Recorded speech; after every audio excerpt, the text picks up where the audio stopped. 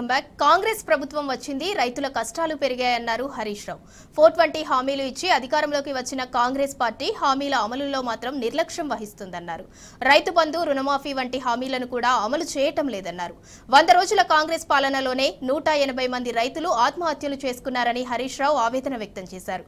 పంట నష్టపోయిన రైతులను సీఎం, మంత్రులు కనీసం పరామర్శించిన పాపాన పోలేదని హరీష్ రావు ఆవేదన వ్యక్తం చేశారు. రాష్ట్ర వ్యాప్తంగా దాదాపు 20 లక్షల ఎకరాల్లో పంట ఎండిపోయింది. వడగళ్ల వానబడి లక్షలాది ఎకరాల్లో పంట నష్టం జరిగింది. ఈ ముఖ్యమంత్రి గారికి గాని, ఈ మంత్రులకు గాని కనీసం రైతుల్ని ఓదార్చే ఓపిక లేదు. 180 మంది రైతులు చనిపోతే ఒక్క మంత్రి కూడా పోయి ఇప్పటిదాకా ఒక రైతును పరామర్శించిన పాపాన పోలేదు.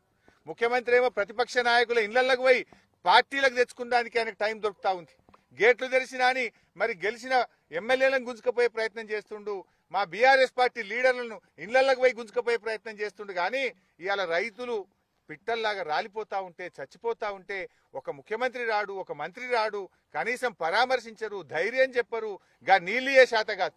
నేను మొన్న ఎప్పుడో చెప్పినా, మేము గేట్లు తెరిస్తే అందరు మా పార్టీలో చేరుతారు. నువ్వు తెరవాల్సింది గేట్లు రాజకీయ పార్టీల కోసం కాదు, ప్రాజెక్టుల గేట్లు తెరువు, రైతుల పొలాలు కాపాడు, రైతులకు నీళ్లు ముఖ్యమంత్రి అంటే ఆయన సీమ గుట్టినట్టు కూడా లేదు. ఆయన నీళ్లిచ్చి ఇలా పంటలు కాపాడాలి. ఇలా ఈ ప్రభుత్వం తక్షణమే స్పందించి రైతులకు ఎకరానికి 25,000 రూపాయల నష్టపరిహారం ఇవ్వాలి. ఎక్కడైతే ప్రభుత్వ వైఫల్యం వల్ల, ప్రభుత్వమే పట్టించుకోకపోవడం వల్ల రైతులకు నష్టం జరిగిందో ఎకరానికి 25,000 రూపాయలు ఇచ్చి రైతుల్ని కాపాడాలి. తక్షణమే ప్రభుత్వం స్పందించాలి. అదర్వైజ్ ఏమైందంటే వాళ్ళు ఆత్మస్థైర్యం కోల్పోతా ఉన్నారు, ఆత్మహత్యలు చేసుకుంటా ఉన్నారు. ఇక్కడ చూస్తే ఒకే రైతు ఇలా సత్యమ్మ 4 బోర్లేసి ఆమె కళ్ళ నీళ్ల పర్యాంతం అవుతా ఉంది. ఆమె బాధను మేము ఇలా చూస్తుంటే ఇలా గుండె గదిలిపోతున్నటువంటి పరిస్థితి ఉంది. ఇలా ప్రభుత్వం స్పందించాలి. ఇంతకుముందు కేసీఆర్ ఉన్న 10 ఏళ్లలో ఎక్కడ ఊర్లలో బోరు బండ్లు కనవల్లే, ఎక్కడ బాయిల పూడిక తీతకు క్రేన్లు కనవల్లే. ఇలా కాంగ్రెస్ వచ్చింది, ఊర్లల్లో ఊరికి 100 బోర్లు వేస్తా ఉన్నారు. ఊరూరికి మరి కూలీలను పెట్టి క్రేన్లు కిరాక్ తెచ్చి బాయిలు గజం గజం 2 గజాలు లోతు కొడుతున్నారు ఆశ కోసం. అంటే ఇదంతా కూడా అప్పుల పాలవుతున్నటువంటి పరిస్థితి ఉంది. ఇది పూర్తిగా కాంగ్రెస్ యొక్క ఫెయిల్యూర్. అందువల్ల తక్షణమే స్పందించాలి, ప్రభుత్వ యంత్రాంగం కదలాలి. ముఖ్యమంత్రి గారు, మంత్రులు హైదరాబాద్ లో రాజకీయాలు చేయడం మానేయండి.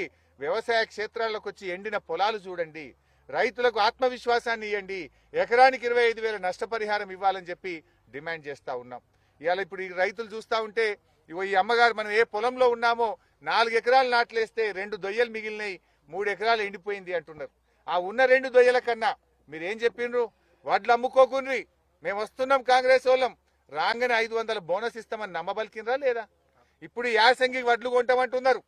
దయచేసి వెంటనే ప్రతి క్వింటాల్కు మీరు ఇచ్చిన మాట ప్రకారంగా 500 బోనస్ ఇయ్యాల్సిందే. 500 బోనస్ ఇవ్వకుండా రేపు పార్లమెంట్ ఎన్నికల్లో కాంగ్రెస్ పార్టీకి ఓటు అడిగే హక్కే లేదు. రైతులందరూ మీకు గుణపాఠం చెప్తారు. నువ్వు రైతు బంధు మోసం చేసినావు, ఇవాళ కరెంటు విషయంలో మోసం చేసినావు, రైతులకు బోనస్ విషయంలో మోసం చేసినావు, వ్యవసాయ కూలీల విషయంలో మోసం చేసినావు, రుణమాఫీ విషయంలో మోసం చేసినావు. తప్పకుండా రైతులు మీకు గుణపాఠం చెప్తారు. ఇప్పటికైనా స్పందించి ఎకరాన 25,000 నష్టపరిహారం ఇవ్వాలి. వడ్లకు ఉన్న 2 దొయ్యలకు 500 బోనస్ ఇచ్చి వడ్లు కొనాలని చెప్పి మేము ప్రభుత్వాన్ని డిమాండ్ చేస్తున్నాం. అవసరమైతే రాబోయే రోజుల్లో పెద్ద ఎత్తున ప్రజా ఉద్యమానికి బీఆర్ఎస్ పార్టీ శ్రీకారం చుడతాం. అవసరమైతే అందరు రైతులతోని చలో సెక్రటరియట్ ముట్టడికి కూడా మేము పిలుపునియాల్సి వస్తుంది. ఆ పరిస్థితి రాకముందే ప్రభుత్వం మేల్కొనాలి. ముఖ్యమంత్రి గారు, మంత్రులు గ్రామాలకు వెళ్ళండి, ఎండిపోయిన పొలాలు పరిశీలించండి, రైతులకు ధైర్యాన్ని ఇవ్వండి, ఎకరానికి 25,000 నష్టపరిహారం ఇవ్వండి, బోనస్ చెల్లించాలని చెప్పి ఈ ప్రభుత్వాన్ని డిమాండ్ చేస్తున్నాం. ఇలా ఈ తండా అక్క చెల్లెలతో మాట్లాడితే కేసీఆర్ ఉండగా మంచినీళ్ళు వచ్చినాయి, ఇప్పుడు 10 రోజులు ఆయన నల్లొస్తలేదు మా తండాలని చెప్పి వాళ్ళు చెప్తా ఉన్నారు. ఇక మంచినీళ్ళు కూడా ఇక చేత కదా, మేము అన్ని చేసినాం కదా, కట్ నీళ్లు పెట్టిన పొయ్యి ఉన్న నీళ్లు ఎప్పుడు 5 ఏళ్ళు 6 ఏళ్ళకెళ్ళి మంచినీళ్ళు వచ్చినాయి. మీరు వచ్చి 4 నెలలు కాలే మంచినీళ్ళు బంద్ అయితే